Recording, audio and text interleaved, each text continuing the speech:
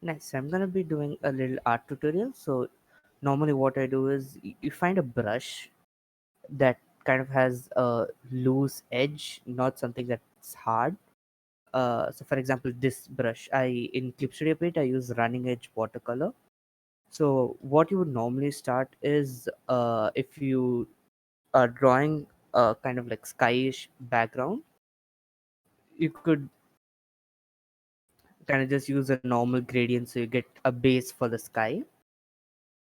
Once you have that set up, what I do is I take a kind of dark base color, like grayish, kind of dark, and then you slowly go lighter and lighter on it.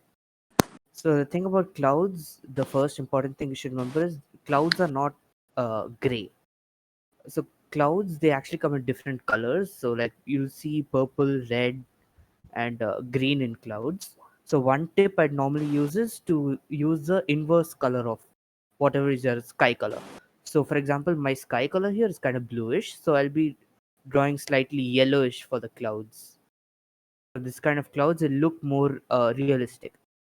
In the weekly cloud thing that I did, I used a green sky, so I had purple clouds. So having that is like a first way to make your clouds look kind of realistic. So what I do is I'll use a grayish color and kind of build up a base shape for the clouds. You can look up clouds and you can see that they're like pretty much a lot of shapes. So I'm gonna do a simple cloud. Okay. So I use a large pen and large brush size, kind of like fill it up. So here I have like a simple enough shape for a cloud, like stand normal looking cloud. So once you have this, now you'll just have to build up a little bit with lighter colors. Like for example, this color would suit well with the current cloud. But one way to keep clouds more realistic and vibrant looking is to use different colors. So not just yellow. For example, you can add in a little bit of green and a little bit of red as well. So now already this cloud is kind of looking like something you'd see in the sky. Just the slight changes in colors, shifting from the grayish tones makes a lot of difference. So normally if the sun is high up in the sky, the bottom of the clouds would be a lot darker. So you choose the color that you see in the bottom and make the bottom slightly more darker. Okay, here you choose kind of like a sky color, so you choose blue. So the first thing that I said, clouds normally come in like a lot of different colors and not just gray. The second thing is clouds are actually reflective. So they are not just gray like kind of rocks that you see in the sky. They reflect the color of the sky as well, and the color of the clouds on itself. So this is a concept called ambient occlusion. So it's kind of an interesting thing to see, like the ground around a red color object would be kind of reddish. So that's the kind of base concept of ambient occlusion. So it's really nice for realistic drawings. So once you have the kind of base setup, what I do is uh, use the color picker because it's the easiest thing to do. Use the color picker, go for a smaller brush size, and then slowly kind of start building up the clouds. So you once you have a kind of a perspective setup in your mind, you can use the color picker and kind of blend in the clouds.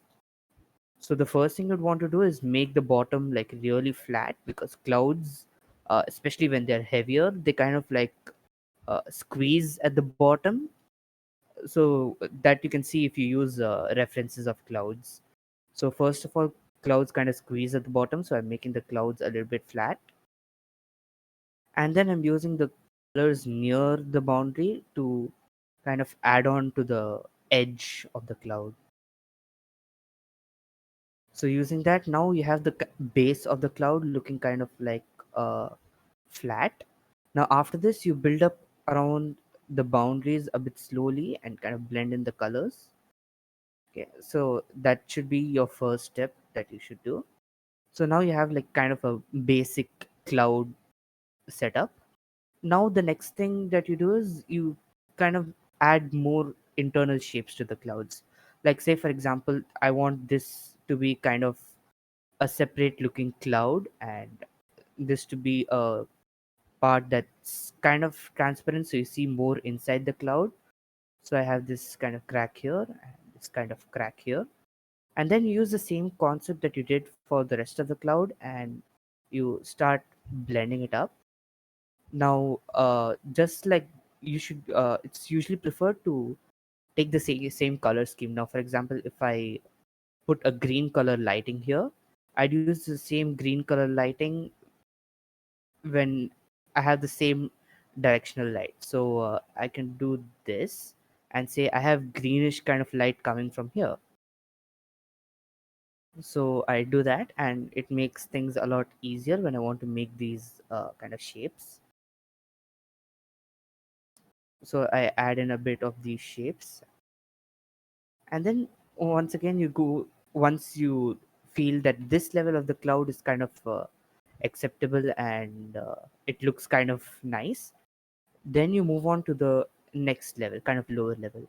Now one more important thing is if you have shadows within the cloud itself, like for example this area, it's preferred to make the shadows a little bit bluer so that it reflects the color of the clouds itself.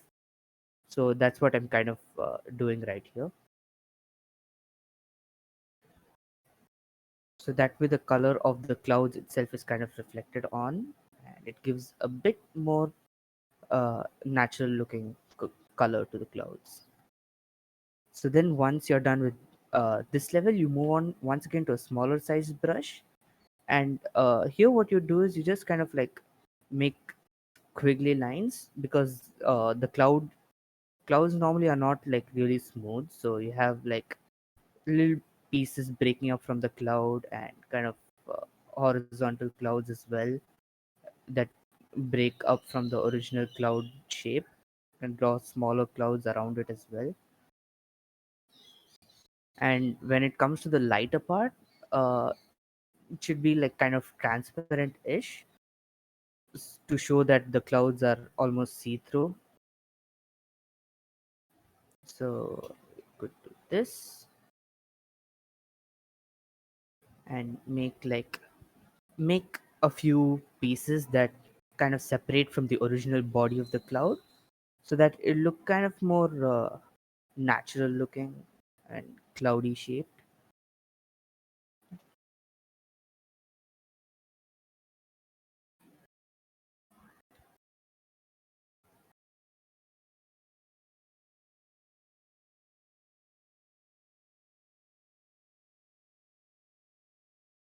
And then once again, once you think the shape of the cloud looks kind of nice, you add the shadows to the little bits of the clouds that you separated.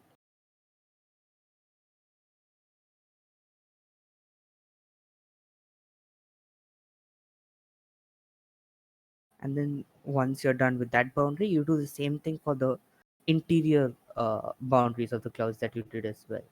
So this area here, you do the same thing, kind of break up a few bits of the cloud and add a bit more variety in the shape. The same thing here.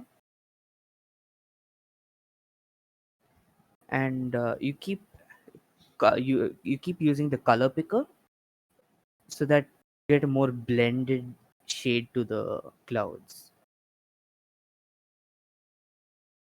So that's what I'm doing right here.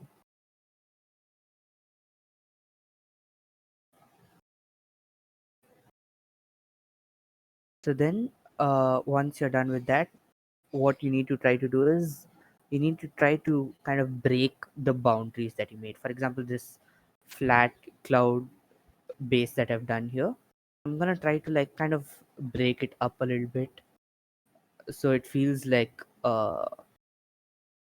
there are more cuts and bits in the cloud.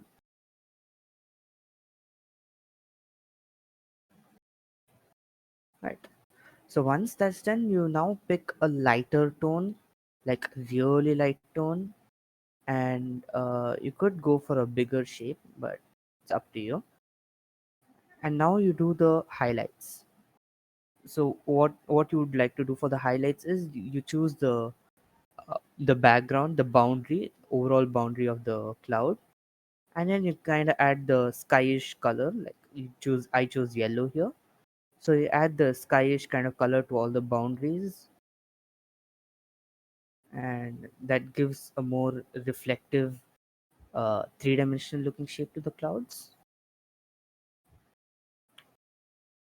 And then once again, you try to break through the boundaries a little bit.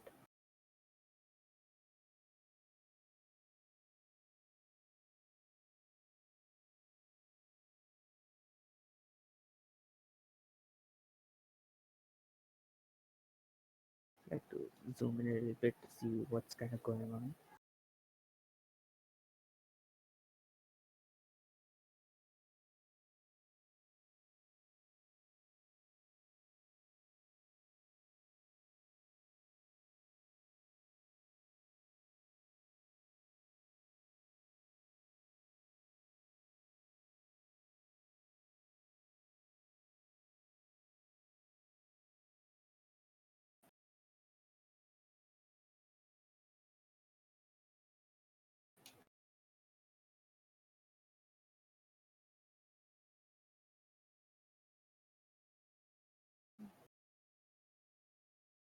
So with this, you have kind of a basic cloud looking shape, and after this you do the post processing. So this with this the actual drawing part of the cloud is kind of done. You can add more details into it, add more cuts, add more shapes. So now I'm gonna do the post processing of the cloud. So like previously I said, clouds are not exactly gray. So what I'm gonna do is I'm gonna add a overlay to it. So I choose the overlay, and then I choose a gradient shape. So since I have a greenish color lighting here, I choose a similar lighting. So this, I'm gonna mask it to the lower layer. Mask, yeah. So now I have a soft looking cloud over here. And then similarly, I kind of do the same thing towards the bottom. So I kind of have a darkish shade, and then I lower the opacity until it kind of looks right. And then I merge the two layers again. After this, I'm gonna duplicate the layer twice. The reason is I'm gonna apply two different blurs to them. So the first one I'm gonna apply is Gaussian blur. So I'm gonna apply like about 50. Yeah, so about this seems right. And then for the other one, the lower one, I'm gonna add motion blur. This is there in Clip Studio Paint. I'm not sure what exactly would be the options in Photoshop. So I'm gonna add a kind of horizontal blur to this. So once I remove that, you can see the cloud is kind of blurred in the horizontal direction. So now I lower the opacity of the two blurs that I have. So it gives the cloud a kind of light and fluffy looking shape. And with this, your cloud is done.